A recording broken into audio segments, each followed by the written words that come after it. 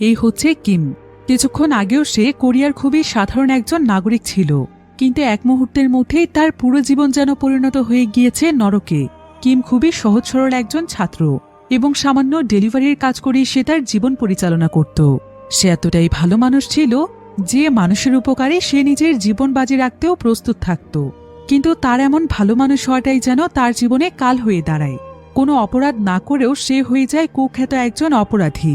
দেশের যতগুলো রাজনৈতিক ক্ষমতা সম্পন্ন মানুষ ছিল তারা নিজেদের ক্ষমতা ধরে রাখার জন্য লড়তে থাকে তার বিরুদ্ধে। দুচোখ ভরা ছিল তার হাজারো স্বপ্ন, কিন্তু এই সমস্ত স্বপ্নগুলোই যেন মুহূর্তের মধ্যেই পরিণত হয়ে যায় দুঃস্বপ্নে। একজন সহজ সরল নিরপরাধ মানুষ হয়েও সে হয়ে যায় দেশের একজন কুখ্যাত অপরাধী। নিজেকে নির্দোষ প্রমাণ করার মতো আর কোনো রাস্তা নেই তার। তবে এক পর্যায়ে দেশের সমস্ত নিয়ম ভেঙে সে জেগে ওঠে সকল অন্যায়ের বিরুদ্ধে। কিন্তু কেমন বিপ্লব ঘটেছিল এই গল্পে? কিভাবেই বা এই সহজ সরল মানুষটি পরিণত হয়েছিল অপরাধীতে? রাজনীতি যে আসলে কতটা জঘন্য হতে পারে এবং মানুষ তার ক্ষমতা ধরে রাখার জন্য কতটা নিচে নামতে পারে, আজকের এই গল্পটি তারই একটি উৎকৃষ্ট উদাহরণ। তাহলে চলুন ঘুরে আসা যাক সমাজের এক অন্ধকার রাজনীতির গল্প থেকে।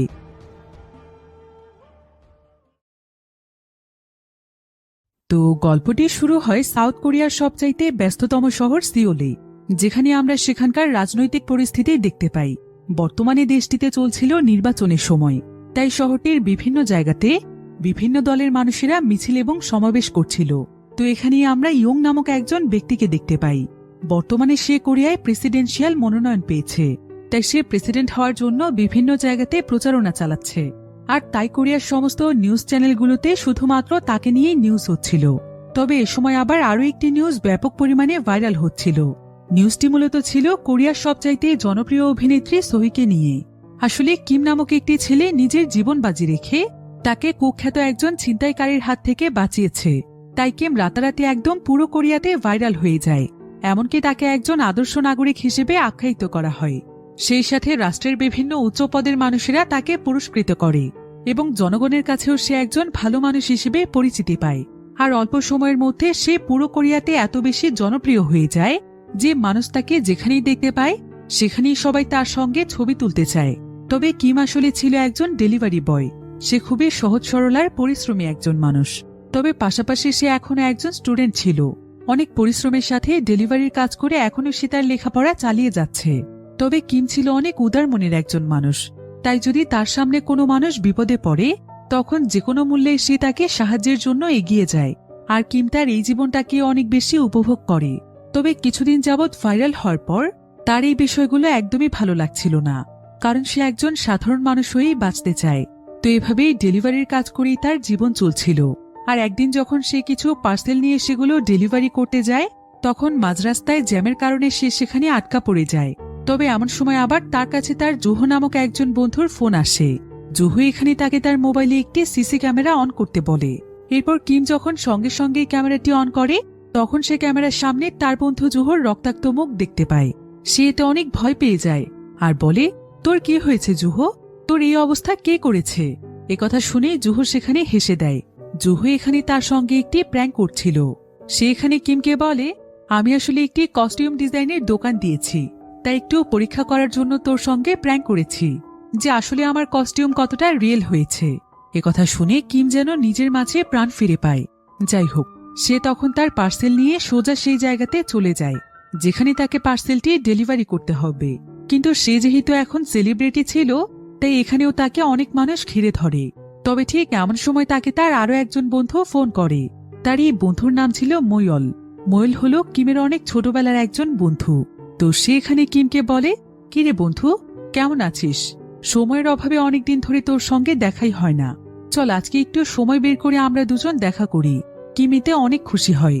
এরপর ময়ূল তার লোকেশন জানালে কিম সঙ্গে সঙ্গে সেখানে চলে যায়। ময়ূল কিমের জন্য একটি রাস্তার পাশে দাঁড়িয়ে অপেক্ষা করছিল। এরপর কিম তাকে ডেকে তার গাড়িতে উঠিয়ে নেয় আর গাড়িটিকে একটি জায়গাতে থামিয়ে তারা দুজন মিলে অনেক গল্প করে। তবে এখানে ময়ূলকে দেখে বোঝা যাচ্ছিল যে ময়ূল হয়তো কোনো বিষয় নিয়ে দুশ্চিন্তায় রয়েছে। আসলে ময়ূল অনেক বড় পদের একটি চাকরি করে আর কিমের সঙ্গে সে খুব একটা দেখা করতে আসে না। তাই কিম তাকে বলে, এতদিন পর বন্ধুর কথা মনে পড়লো?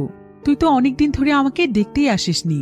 ময়ূল তখন তাকে বলে, তা অবশ্য ঠিকই বলেছিস, কিন্তু একটা জিনিস কি ভেবে দেখেছিস যে হঠাৎ করে তোর সঙ্গে কেন আমি দেখা করতে আসলাম? কিম তখন বলে, আমি তোর বন্ধু হই, তাই তুই আমাকে দেখতে আসবি না, সেই জন্য এসেছিস। কিন্তু মহিলা এখানে মন খারাপ করে তাকে বলে, শোন, তুই পৃথিবীটিকে যতটা সহজ মনে করিস সবকিছু ততটা সহজ নয়। এত সহজ সরল হলে পৃথিবীতে টিকে থাকা সম্ভব নয়। সে কিমকে আরো বলে, আমি একটা কাজ করতে যাচ্ছি, একটা জঘন্য কাজ। তবে আমি দ্বিধাদ্বন্দ্বে আছি যে আমি কাজটি করব কিনা, কিন্তু আমি যাই করি না কেন তোকে একটা কথা বলতে চাই, জীবনে টিকে থাকতে চাইলে এতটাও ভালো হোস না। মহিলার কথা শুনে কিম এখানে হেসে দেয়। কিম আসলে খুবই সাদাসিধে ছিল, তাই মহিলার এই সমস্ত কঠিন কথাবার্তা সে খুব একটা বুঝতে পারছিল না। সে তখন মহিলকে তার জন্য গাড়িতে অপেক্ষা করতে বলে, আর সে একটি পার্সেল হাতে নিয়ে সেই পার্সেলটিকে ডেলিভারি করতে যায়, যেটা তাকে ডেলিভারি করার জন্য মহিলি দিয়েছে। অন্যদিকে আমরা ইয়ংকে দেখতে পাই, যে কিনা প্রেসিডেন্সিয়াল মনোনয়ন পেয়েছে। সে তার গাড়িতে করে কোনো এক জায়গার উদ্দেশ্যে যাচ্ছিল। এদিকে মহিল কিমকে যেই জায়গাতে পার্সেলটি ডেলিভারি করতে বলেছে সেখানে গিয়ে কিম দেখতে পায় যে সেখানে কেউই নেই। তাই কিম সেই পার্সেলটি হাতে নিয়ে বাইরে চলে আসে, কিন্তু রাস্তায় এসে সে দেখতে পায় যে তার গাড়িটি আর সেখানে নেই। তাই সে সঙ্গে সঙ্গে মহিলকে ফোন করে। মহিল তখন তাকে জানায় যে পুলিশ নাকি তাকে রাস্তা থেকে গাড়িটি সরাতে বলেছে, তাই সে সেখান থেকে কিছুটা দূরে এসেছে। কিছুক্ষণের মধ্যেই সে তার কাছে আসছে। এদিকে কিম অনেক খুশি মনে মহিলের সঙ্গে ফোনে কথা বলছিল, আর এমন সময় তার পাশ দিয়েই যাচ্ছিল প্রেসিডেন্টের গাড়ি, যেখানে ইয়ং রয়েছে। এরপর মুহূর্তের মধ্যে সেই গাড়িটি সেখানে বিস্ফোরিত হয়ে যায়। আশেপাশে থাকা সমস্ত মানুষেরা অনেক ভয় পেয়ে যায়। জীবন বাঁচানোর জন্য তারা পালাতে থাকে। কিম এখানে মহিলকে জানায়, এখানে অনেক বড় একটি দুর্ঘটনা ঘটে গিয়েছে বন্ধু, তুই তাড়াতাড়ি আয়। কিন্তু মহিল তখন তাকে বলে, এটা তুই কি করলি কিম? শেষ পর্যন্ত প্রেসিডেন্ট ইয়ংকে তুই বোম দিয়ে মেরে ফেললি। এইমাত্র যেই দুর্ঘটনাটি ঘটেছে সেটা তুই ঘটিয়েছিস, আর এখনো তোর হাতে একটি বোম রয়েছে, যেটা মাত্র 3 মিনিটের মধ্যেই বিস্ফোরিত হয়ে যাবে। কিন্তু মহিলের কথা শুনে কিম তো কিছুই বুঝতে পারছিল না।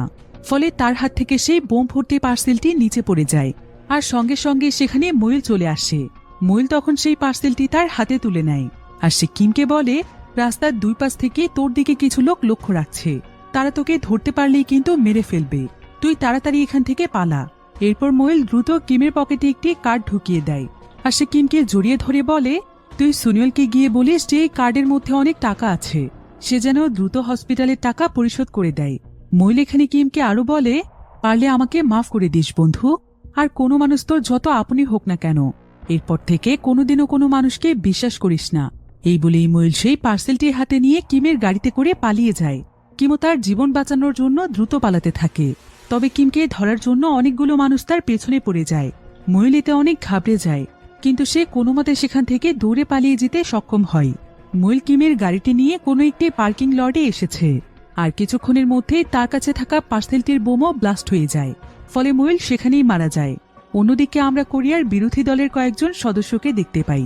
তারা এখানে প্রেসিডেন্ট ইয়ং এর মার্ডারের ব্যাপারেই কথা বলছিল, আর এখানে তাদের কথোপকথন শুনে আমরা বুঝতে পারি যে তারাই আসলে ইয়ং এর মার্ডারের ঘটনাটি ঘটিয়েছে। আসলে ইয়ং দেশের জনগণের মাঝে তার ভালো কাজের জন্য অনেক পপুলার ছিল, তাই ভোটে হয়তো সেই জিতে যেত। এটা চিন্তা করেই বিরোধী দল দেশের ক্ষমতায় যাওয়ার জন্য তারা এই ধরনের জঘন্য কাজটি করেছে। আর এই সমস্ত কিছুকেই ধামাচাপা দেওয়ার জন্য মহিলের মাধ্যমে তারা কিমকে ফাঁসিয়েছে, কারণ বর্তমানে কিম ছিল দেশের সবার কাছে একটি পরিচিত মুখ, তাই তাকে ফাঁসালে এই পুরো বিষয়টি ধামাচাপা দেওয়া যাবে। অন্যদিকে ইউমি নামের একটি মেয়ে কিমকে ফোন করে। ইউমি ছিল কিমের পরিচিত একজন মানুষ। তো ইউমি এখানে কিমকে ইয়ং এর মৃত্যুর ঘটনাটি জানায়। কিম বলে যে সে এখনই তার বাড়িতে আসছে। এই বলে সে দ্রুত ইউমির বাড়িতে চলে যায়, আর সে পুরো বিষয়টি ভালোভাবে বোঝার জন্য টিভি অন করে নিউজ দেখতে শুরু করে। নিউজটিতে বলা হচ্ছিল কিছুক্ষণ আগে একটি বোম বিস্ফোরণের কারণে প্রেসিডেন্ট ইয়ং মারা গিয়েছে। তবে প্রেসিডেন্টের গাড়িটি ঠিক যেই জায়গাতে বিস্ফোরিত হয়েছিল তার কিছু দূর পরেই আরও একটি গাড়িতে বোম ব্লাস্ট হয়। আর এই দুটো ঘটনা একই ব্যক্তি ঘটিয়েছে কিনা সেই ব্যাপারে পুলিশ তদন্ত করে দেখছে। তো নিউজটি দেখার পর কিম এখানে ইউমিকে বলে, আজকে সকালবেলায় হঠাৎ করে আমার কাছে মহিল এসেছিল, তাকে দেখে অনেক বেশি আপসেট মনে হচ্ছিল। এরপর সে হঠাৎ করে আমার হাতে একটি পার্সেল ধরিয়ে দেয়, আর কিছুক্ষণ পরেই বলে যে এই পার্সেলটিতে নাকি বোম আছে, আর প্রেসিডেন্টের হত্যাকাণ্ড নাকি আমিই ঘটিয়েছি। কিন্তু আমি কোনো কিছুই বুঝতে পারছি না। এখন কিছু মানুষ আমাকে খুঁজছে, তাই আমি পালিয়ে বেড়াচ্ছি। এমন সময় আবার টিভিতে আরো একটি বিষয় দেখানো হয়। জানা যায় যে বোমটির মাধ্যমে গাড়িটি বিস্ফোরিত হয়েছে সেটা মূলত ছিল একটি আরসি বোম, অর্থাৎ এমন একটি বোম যেটাকে রিমোটের মাধ্যমে কন্ট্রোল করা যায়। যে কেউ চাইলেই বাড়িতে বসে বোমটিকে বিস্ফোরিত করতে পারবে, কারণ বোমটি মূলত রাখা ছিল একটি রিমোট কন্ট্রোল গাড়ির উপর, যেটা কিনা সোজা প্রেসিডেন্টের গাড়ির নিচে নিয়ে বিস্ফোরিত করা হয়েছে। কিম এখানে কোনো কিছুই বুঝে উঠতে পারছিল না যে এই কাজটি আসলে কে করতে পারে। তবে ঠিক এমন সময় তার ইউমির বাড়িতে থাকা একটি গাড়ির দিকে নজর পড়ে, যেটা কিনা ছিল একটি আরসি গাড়ি। তখনই তার মনে পড়ে যায় যে ইউমিও তো এই ধরনের গাড়ি তৈরি করে। আর এমন সময় মহিলার বলে একটি কথাও তার মনে পড়ে যায়, যে সে যেন সহজে কোনো মানুষকে বিশ্বাস না করে। তাই তার এখানে ইউমির উপর সন্দেহ হচ্ছিল, তাই সে ইউমির দিকে সন্দেহের দৃষ্টিতে তাকিয়েছিল। তার আর বুঝতে বাকি নেই যে ইউমিও এই কাজের সঙ্গে জড়িত। এমন সময় আবার ইউমির বাসার কলিং বেল বেজে ওঠে। কিম তখন ইউমিকে বলে, বাহিরে কি এসেছে? ইউমি তাকে বলে, হয়তো আমার আরসি কার্ড তৈরির জন্য কোনো পার্সেল এসেছে। কিন্তু কিম এখানে তাকে বলে, তুমিও আমাকে ধোঁকা দিলে ইউমি। তোমাকে আমি মন থেকে অনেক ভালো একজন মানুষ ভেবেছিলাম, তুমি মিথ্যে বলছো। আমার মনে হয় তুমিও এই হত্যাকাণ্ডের সঙ্গে জড়িত। এই বলে কিম মন খারাপ করে সেখান থেকে চলেই যাচ্ছিল। কিন্তু ঠিক তখনই ইউমি তার উপর হামলা করে, অর্থাৎ ইউমি আসলে এই হত্যাকাণ্ডের সঙ্গে জড়িত। কিন্তু কিম যেহেতু অনেক সহজ সরল একজন মানুষ ছিল, তাই সে ইউমির গায়ে হাত ওঠাতে পারে না। ইউমি তখন সুযোগ পেয়ে তার পা দিয়ে কিমকে চেপে ধরে। কিছুক্ষণের মধ্যেই কিমের এখানে দম বন্ধ হয়ে যাচ্ছিল। কিন্তু কিম এখানে বাঁচার চেষ্টা করলে তারা দুজনেই নিচে পড়ে যায়, ফলে সঙ্গে সঙ্গে তারা দুজন অজ্ঞান হয়ে যায়। এদিকে দরজার বাহিরে থাকা মানুষটি দরজাটি প্রায় ভেঙেই ফেলছিল। কিন্তু এমন সময় কিমের জ্ঞান ফিরে আসে। সে তখন দ্রুত সেখানকার জানালা দিয়ে কোনো মতে পালিয়ে যায়, কিন্তু সেই জানালা দিয়ে কেউ তার দিকে শুট করে। তবে এবারের মতো কিম বেঁচে যায়। তবে সেই লোকটি কিমকে আবারও ধাওয়া করতে শুরু করে। অন্যদিকে দেখা যায় যে দেশের অনেক বড় একটি সংগঠন কিমকে ধরার জন্য কাজ করছে। তারা সারাক্ষণ বিভিন্ন সিসি ক্যামেরার মাধ্যমে কিমের দিকে নজর রাখছে। অন্যদিকে কিম পালাতে পালাতে কোনো মতে একটি সুপার শপের মধ্যে ঢুকে যায়। সে সেখানে কেনাকাটার বাহানায় লুকিয়েছিল। তো এখানে যখন সে কিছু জিনিস কিনে কার্ডের মাধ্যমে সেটার বিল দেয়, ঠিক তখনই সঙ্গে সঙ্গে তার লোকেশন সেই টিমের কাছে চলে যায় যারা তাকে খুঁজছে। এখানে তাদের কথোপকথন শুনে বোঝাই যাচ্ছিল যে কিমের বিরুদ্ধে আসলে কত বড় ষড়যন্ত্র চলছে। তো এরপর কিম কোনো মতে সেই সুপার শপের বাথরুমে চলে আসে। সে প্রচন্ড আতঙ্কিত অবস্থায় ছিল। আর সে যখন সেখানে চুপচাপ বসেছিল, ঠিক তখনই তার মহিলের বলা শেষ কথাটি মনে পড়ে যায়, যেখানে মহিল তাকে বলেছিল যে সে যেন সুইংকে হসপিটালের টাকা বুঝিয়ে দিতে বলে। কিন্তু তখন সেখানে মহিলের দেয়া সেই কার্ডটি বের করে। সেখানে সুইনের নাম্বার দেয়া আছে, কিন্তু নাম্বারটি কোনো কারণে বন্ধ ছিল। তবে এমন সময় আবার কিমের বাথরুমের দরজায় কেউ একজন নক করে। কিম এতে বেশ ভয় পেয়ে যায়। তবে সেও পরিস্থিতি বোঝার জন্য ভেতর থেকে কয়েকবার নক করে। এতে করে দেখা যায় বাহির থেকে আর কোনো রেসপন্স পাওয়া যায় না। কিন্তু ততক্ষণে কেউ একজন তার পাশের বাথরুমে ঢুকে পড়ে। এবার কিম সুইনের নাম্বারে একটি ভয়েস SMS পাঠায়। সে এখানে বলে, আপনার এই নাম্বারটি মহিলা আমাকে দিয়েছে। সে বলেছে হসপিটালের টাকা পরিশোধ করে দিতে। আমার মনে হয় হসপিটালের টাকার জন্যই মহিলা এই কাজটি করেছে। আসলে এসব কিছু কি হচ্ছে আমি এই ব্যাপারে কিছুই জানি না। একথা বলতেই কিম তার পাশের বাথরুমে বন্দুক লোডের শব্দ শুনতে পায়। এতে সে অনেক ভয় পেয়ে যায়। এখানে দেখা যায় কেউ একজন কিমের বাথরুমের দিকেই বন্দুক তাক করছে। কিম তখন নিচের দিকে তাকিয়ে বিষয়টি বোঝার চেষ্টা করছিল, কিন্তু ততক্ষণে সেই ব্যক্তি সেখানে শুট করতে শুরু করে। কিম তখন তার জীবন বাঁচানোর জন্য দ্রুত সেখান থেকে পালিয়ে যাচ্ছিল, কিন্তু পেছন থেকে এসে সেই লোকটি তাকে ধরে ফেলে। কিম কি করবে কিছুই বুঝতে পারছিল না। কিন্তু পরক্ষণেই তার মাথায় একটি আইডিয়া আসে। সে সুপার শপ থেকে একটি বডি স্প্রে কিনেছিল, তাই সে কৌশলে বডি স্প্রেটি বের করে সে লোকটির চোখে স্প্রে করে দেয়। আর সে দ্রুত সেখান থেকে রাস্তায় এসে কোনো মতে একটি ট্যাক্সিতে উঠে পড়ে।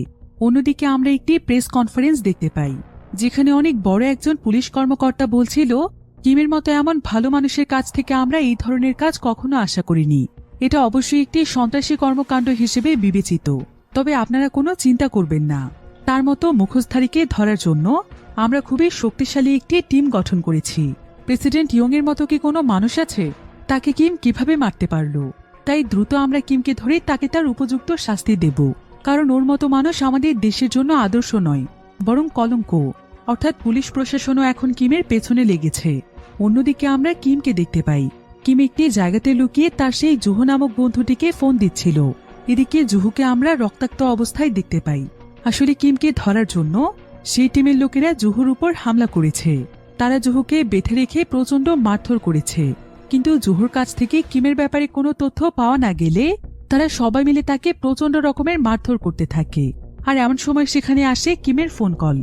সেই লোকগুলো তখন তাকে ফোন রিসিভ করে স্বাভাবিকভাবে কথা বলতে বলে এবং কৌশলে তার কাছ থেকে তার লোকেশনটি জানতে বলে। জুহো তখন ফোনটি রিসিভ করে বলে, কি রে কিম, তোর ব্যাপারে এসব কি শুনছি? তুই নাকি প্রেসিডেন্ট ইয়ংকে হত্যা করেছিস। এখন কি অবস্থা তোর? কোথায় আছিস? তোর লোকেশনটা আমাকে বল। কিন্তু জুহুর কথা শুনে কিম বুঝতে পারে যে জুহুকে হয়তো জিম্মি করে কথা বলানো হচ্ছে। জুহুর বিপদ বুঝতে পেরে কিম নিজেই তখন তাদের সঙ্গে কথা বলে। কিম এখানে বলে, আপনারা আমার বন্ধুর কোনো ক্ষতি করবেন না। আপনারা বিনা কারণে ওর পেছনে কেন লেগেছেন? আর আমাকেই বা আপনারা কেন দোষারোপ করছেন? আমি কাউকে খুন করিনি। লোকটি তখন তাকে বলে, তুমি খুন করনি তাহলে পালিয়ে কেন বেড়াচ্ছ? কিম তখন তাকে বলে, পালাতে পালাতে আমি নিজেও অনেক বেশি ক্লান্ত। দয়া করে আপনারা আমাকে আমার স্বাভাবিক জীবনে ফিরতে দিন, আমাকে বাঁচতে দিন। কিন্তু লোকটি তখন তাকে বলে, প্রেসিডেন্টকে হত্যা করে এত সহজে বাঁচতে চাইছো? কিম তখন তাকে বলে, আমি যে প্রেসিডেন্টকে হত্যা করিনি সেটা এখনই প্রমাণ হয়ে যাবে। একবার একটু পেছনে তাকিয়ে দেখুন, আপনাদের মাথার পেছনে সিক্রেট একটি ক্যামেরা রয়েছে। আর জোহর সঙ্গে আপনারা আপনাদের দলীয় ব্যাপার নিয়ে যে সমস্ত কথা বলেছেন সেই সবকিছু রেকর্ড হয়ে গিয়েছে। এখন আমি এই ভিডিও নিয়ে পুলিশ স্টেশনে যাচ্ছি। একথা শুনে তারা সবাই ভয় পেয়ে পালিয়ে যায়। কিম এতে অনেক খুশি হয়। আর সে সেই ভিডিওটি নিয়ে পুলিশ স্টেশনের একদম কাছে চলে আসে। অবশেষে সেই বিপদের হাত থেকে বাঁচতে যাচ্ছে। তবে এমন সময় দেখা যায় যে কেউ একজন জুহোর কাছে আসে আর সে জুহুকে খুবই নির্মমভাবে হত্যা করে ফেলে। কিম কোনোভাবেই তার বন্ধুকে বাঁচাতে পারে না। কিন্তু এখানেই তার সঙ্গে ঘটে যায় সবচাইতে ভয়ানক ঘটনা। কারণ সেই হত্যাকারী যখন ক্যামেরার কাছে আসে তখন কিম দেখতে পায় যে এটা তো সে নিজেই। তার মানে সেই তার বন্ধু জুহুকে হত্যা করেছে। কিন্তু এটা কিভাবে সম্ভব? কিমের তো এখানে ভয়ে হাত পা একদম কাঁপছিল। সে এখন পুলিশ স্টেশনের ঠিক সামনেই ছিল। কিন্তু এই ভিডিওটি এখন আর সে পুলিশকে দিতে পারবে না। তাই সে আবারও দৌড়ে সেখান থেকে পালাতে শুরু করে। কিন্তু এমন সময় তাকে কেউ একজন ধরে অজ্ঞান করে ফেলে। তাকে একটি কালো গাড়িতে তুলে নেওয়া হয়। গাড়িটিতে ছিল হুয়াং নামক একজন পুলিশ অফিসার। তিনি মূলত বিরোধী দলের হয়ে কাজ করে। তো কিছুক্ষণ পরেই কিমের জ্ঞান ফিরে আসলে হুয়াং এখানে কিমকে বলে, তুমি এসব কিছু কেন করছো কিম? তুমি প্রেসিডেন্টকে কিভাবে হত্যা করেছ? এমনকি তুমি তোমার নিজের বন্ধুকেও মেরে ফেললে। কিম তখন তাকে বলে, আমি এসবের কিছুই করিনি। হুয়াং তখন তার গাড়িতে একটি ভিডিও চালু করে যেখানে একটি সিসিটিভি ফুটেজে দেখা যায় যে কিম একটি ফোন বুথ থেকে কাউকে বলছিল, আজকে আমি যেভাবেই হোক প্রেসিডেন্ট ইয়ংকে মেরেই ফেলবো। কিন্তু ভিডিওটি দেখে কিম হুয়াংকে বলে, এটা আমি নই। আমি জানি না এই ছেলেটি কে আর আমার সঙ্গে এগুলো কি হচ্ছে। হুয়াং তখন তাকে বলে, তুমি একদম ঠিক বলছো, এটা আসলেই তুমি নও, কিন্তু তোমাকে কপি করা হয়েছে। হুবহু তোমার মতোই দেখতে একজন মানুষ এবং খুনগুলো সে তোমার হয়েই করেছে। আর এই সমস্ত ফুটেজগুলো কোরিয়ার সকল মানুষেরাই দেখেছে। তোমার বাঁচার আর কোনো উপায় নেই। তবে আমি তোমাকে একটি সুযোগ দিতে চাই। তুমি বাঁচতে চাইলে সকলের সামনে সবকিছু স্বীকার করে নাও যে হত্যাকাণ্ডগুলো তুমি ঘটিয়েছ। এরপর তোমাকে বাঁচানোর দায়িত্ব আমার। তবে তুমি তো দেখতেই পেলে যার সঙ্গে তুমি সাহায্যের জন্য যোগাযোগ করছো তার অবস্থা কি হচ্ছে। তাই আমার কথাগুলো তুমি মেনে নাও। এখানে দেখা যায় যে হুয়াংদের গাড়ির সামনে রয়েছে একটি পুলিশের গাড়ি। অর্থাৎ কিমকে হয়তো পুলিশ স্টেশনে নিয়ে যাওয়া হচ্ছে। কিন্তু হঠাৎ করে এই গাড়ি দুটোর মধ্যে আরো একটি গাড়ি এসে ঢুকে পড়ে আর সেই গাড়িটি সোজা হুয়াংদের গাড়িতে এসে ধাক্কা দেয়। ফলে গাড়িটি সেখানেই উল্টে যায়। এরপর সেই গাড়ির ভেতর থেকে হেলমেট পরা একজন ব্যক্তি বেরিয়ে আসে আর সে দ্রুত কিমকে নিয়ে সেখান থেকে পালিয়ে যায়। কিমকে নিয়ে সে অনেক দূরের একটি ম্যান হলের কাছে চলে আসে। এই ব্যক্তির নাম হচ্ছে মিস্টার মিন। তো মিস্টার মিন এখানে কিমকে বলে, আমাদের পুরো কোরিয়াতে প্রায় লক্ষ লক্ষ ক্যামেরা রয়েছে। তাই এভাবে ঘুরে বেড়ালে তোমার বাঁচাটা অসম্ভব।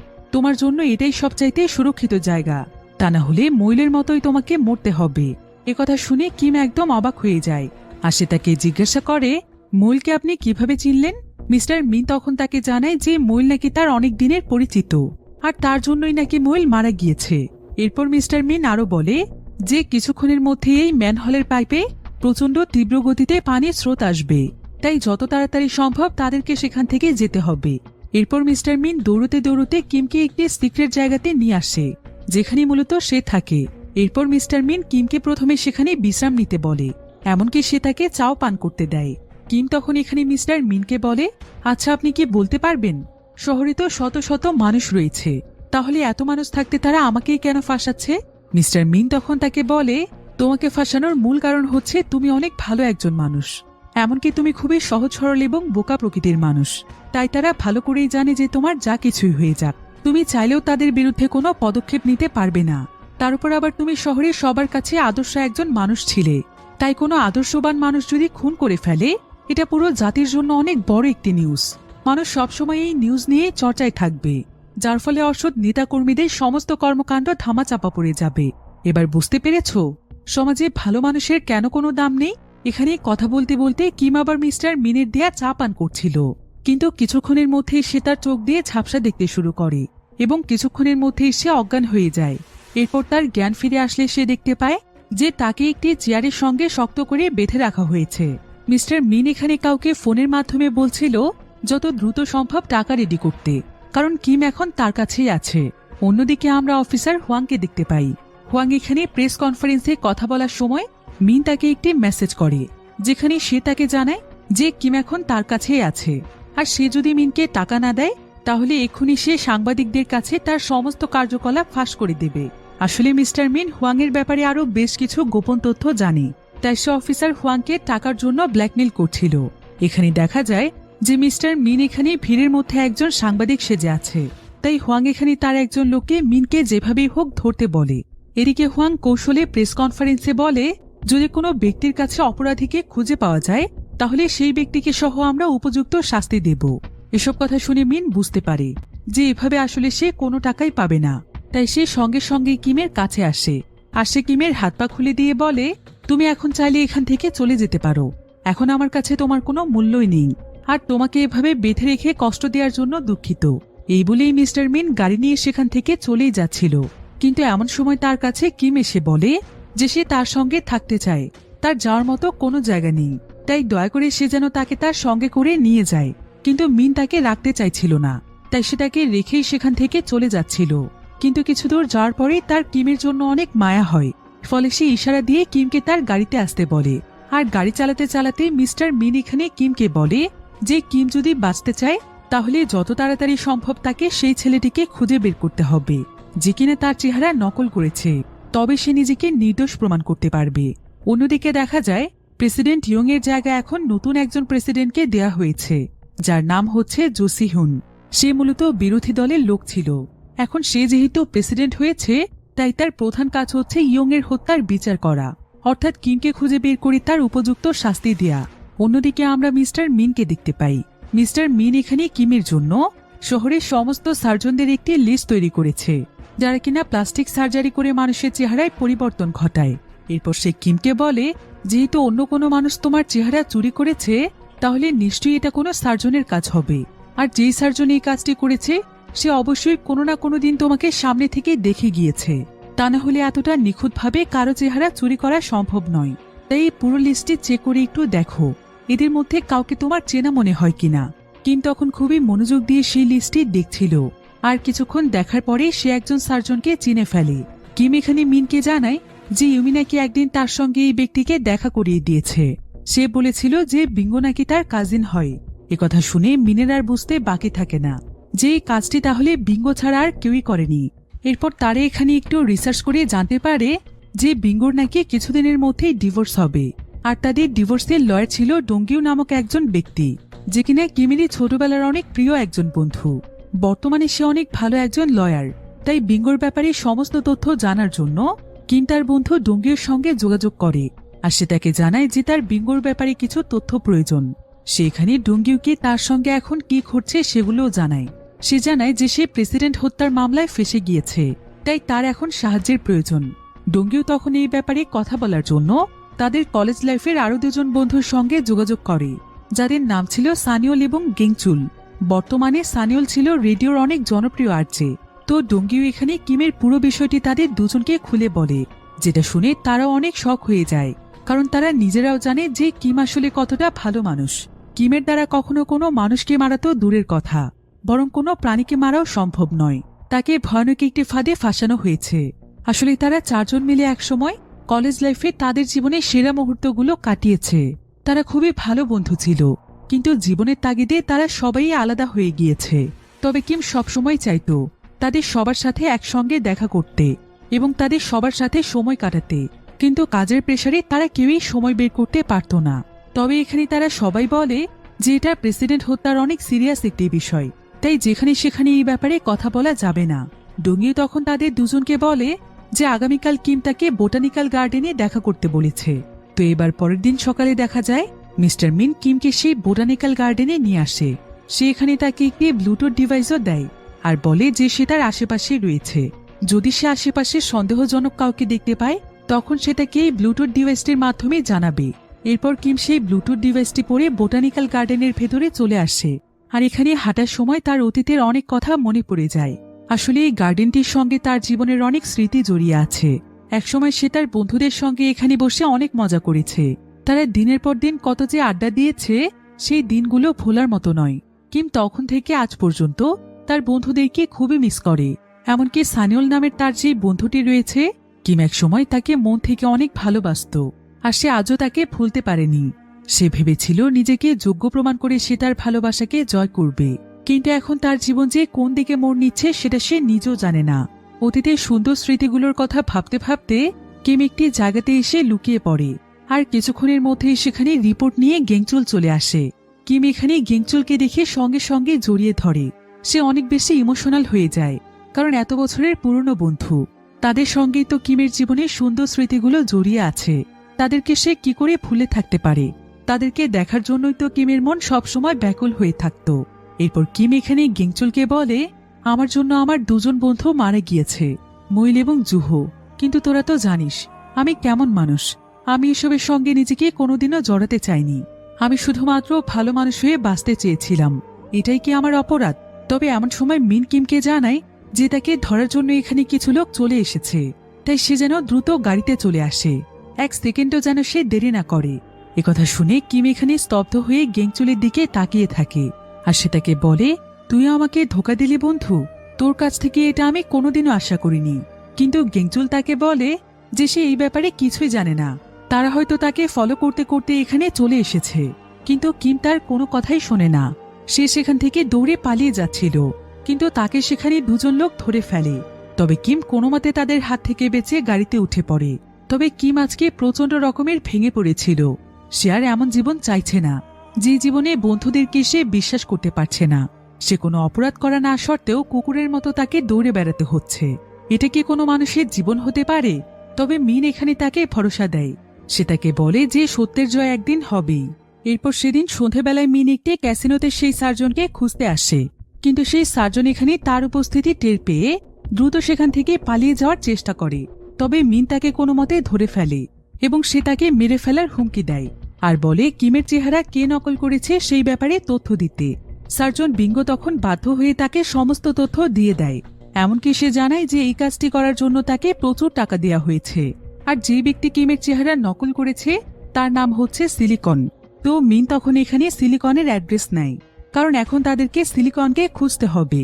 তাকে বের করতে পারলে কিমকে নির্দোষ প্রমাণ করা যাবে। কিন্তু কিম এখানে মিনকে বলে যে তার মনে একটি বিষয় নিয়ে অনেক সন্দেহ যাচ্ছে, সেটা হলো সিলিকন কেন এখানে নিজের অ্যাড্রেস দিয়ে যাবে। মিন তখন তাকে বলে এটা নিশ্চয়ই কিমকে ফাঁসানোর জন্যই কোনো ফাঁদ হতে পারে। তবে মিন তখন কিমকে বলে তাদের বেছানো ফাঁদে তাদেরকেই ফেলতে হবে। এরপর তারা দুজন মিলে একটি প্ল্যান তৈরি করে ফেলে। আর প্ল্যান মোতাবেক কিম পুলিশের কাছে একটি ভয়েস মেসেজ পাঠায়, যেখানে সে বলে, আমি হলাম কিম, প্রেসিডেন্ট ইয়ং এর হত্যাকারী। আমি আপনাদের কাছে আত্মসমর্পণ করতে চাই। আজ রাতে আমি হিলটাউন টাওয়ারে 320 নম্বর রুমে থাকব। আর এই পুরো অ্যাড্রেসটি ছিল কিন্তু নকল কিমের, অর্থাৎ সিলিকনের। তো কিমের এই মেসেজটি পাওয়ার পর বিরোধী দলের একটি সংগঠন হিলটাউন টাওয়ারে ছড়িয়ে পড়ে। তারা শত শত সিসি ক্যামেরার মাধ্যমে সেই বিল্ডিংটিকে পর্যবেক্ষণ করছিল, যাতে করে কিমকে দেখার সঙ্গে সঙ্গেই তারা মারতে পারে। তবে বিল্ডিংটির একটি নির্দিষ্ট সময়ে প্রচুর পরিমাণে ডেলিভারি ম্যানরা খাবার ডেলিভারি করতে আসে। আর এই সুযোগটিকেই কাজে লাগায় কিম। ছদ্মবেশে তাদের সঙ্গেই বিল্ডিং এর মধ্যে ঢুকে পড়ে, যার ফলে বিরোধী দলের লোকেরা বুঝতেই পারছিল না যে কোনটা কিম। এদের মধ্যে আবার মিনও ঢুকে সোজা বিল্ডিং এর ছাদে চলে যায়। এদিকে নিচের ফ্লোরে পুলিশ কর্মকর্তারাও চলে আসে। অন্যদিকে মিন সোজা যেতে থাকে 320 নম্বর রুমের দিকে, যেখানে বিরোধী দলের একজন লোক বন্দুক তাক করে আছে। কিন্তু এমন সময় মিন সেখানকার বিদ্যুৎ বন্ধ করে দেয়। আর এই সুযোগে সেই রুমের মধ্যে কিম ঢুকে পড়লে তখনই তার দিকে বন্দুক তাক করে সিলিকন। কিম এখানে সিলিকনকে দেখে একদম স্তব্ধ হয়ে যায়, কারণ সিলিকন পা থেকে মাথা পর্যন্ত হুবহু তার মতোই দেখতে ছিল। সিলিকন এখানে কিমকে প্রচন্ড মারধর করে এবং তার দিকে বন্দুক তাক করে। তবে ততক্ষণে দরজার বাহিরে পুলিশ চলে আসে। এদিকে সিলিকন এখানে কিমকে গুলি করতেই যাচ্ছিল, কিন্তু এমন সময় আবার জানালা দিয়ে মিন চলে আসে। আর ঠিক তখনই রুমের ভেতর থেকে বন্দুকের আওয়াজ পাওয়া যায়। ফলে সঙ্গে সঙ্গে একজন পুলিশ অফিসার দরজা ভেঙে রুমটির ভেতরে ঢুকে পড়ে। এখানে দেখা যায় যে সিলিকন কিমকে গুলি করে হত্যা করেছে, আর তার লাশের পাশেই বসে আছে মিন। এদিকে খুব দ্রুত সেখানকার জানালা দিয়ে পালিয়ে যায় সিলিকন। বিরোধী দলের একটি গাড়ি এসে সিলিকনকে সেখান থেকে নিয়ে যায়, যাতে করে সে পুলিশের হাতে ধরা না পড়ে। এদিকে পুলিশেরাও কিমের লাশটি নিয়ে চলে যায়, কিন্তু হঠাৎ করে দেখা যায় এখানে বিরোধী দলের একজন মিনের উপর হামলা করে। সে এখানে মিনকে গুলি করে দেয়, আর মিনের সঙ্গে তার প্রচন্ড লড়াই হয়, যার ফলে তারা দুজনই সেখানে মারা যায়।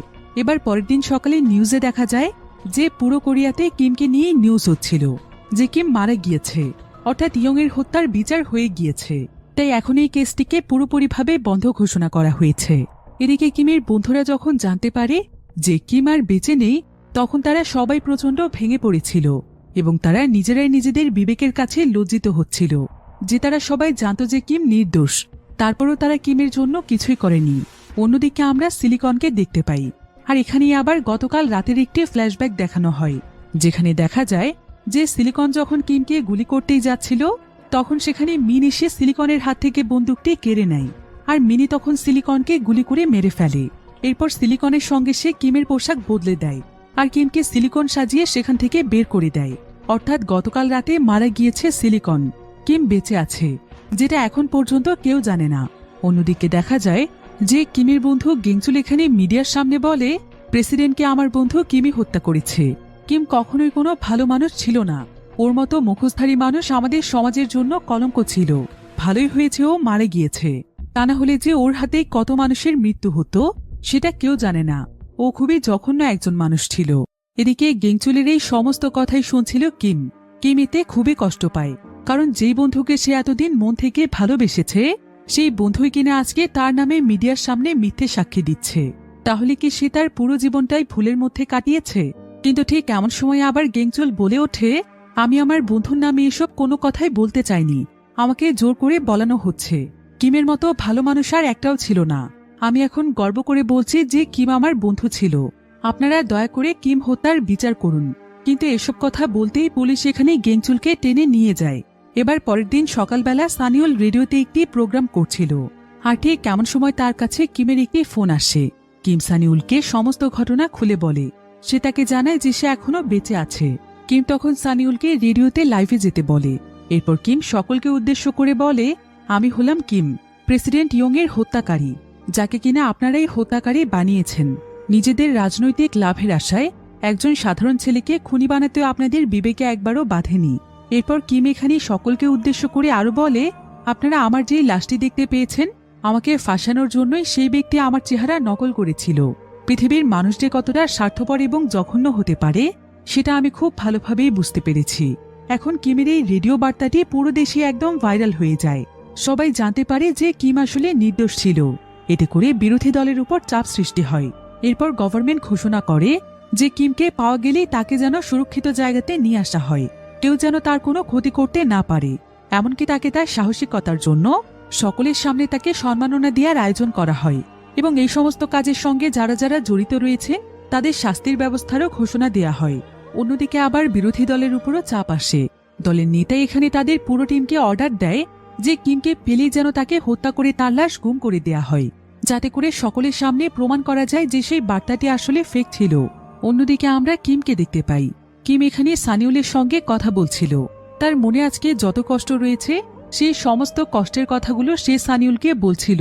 সে এখানে তাকে বলে, আমি সবসময় চেয়েছি তোদের সঙ্গে সময় কাটাতে, একজন সাধারণ মানুষ হয়ে বাঁচতে। তোর কি মনে আছে, তোদের চাইতে আমি একটু বোকা বলে তোরা আমাকে নিয়ে কত মজা করতিস? আমার অবশ্য ভালোই লাগতো। তবে বিশ্বাস কর, এখন আমি আর আগের কিম নই। আমি অনেক বদলে গিয়েছি। নিজের প্রতি হওয়া অন্যায়ের প্রতিবাদ করতে শিখেছি। আমি আগে এতটাই বোকা ছিলাম যে এতগুলো বছরেও কোনোদিন তোকে একটি সত্যি কথা বলতে পারিনি, যে আমি তোকে কতটা ভালোবাসি। একথা শুনে সানিউল তখন কাঁদতে কাঁদতে তাকে বলে, তুই নিজেকে যতটা বোকা ভাবতে তুই তার চাইতেও বেশি বোকা। এতটাই বোকা যে কোনোদিনও এটা বুঝতে পারিসনি।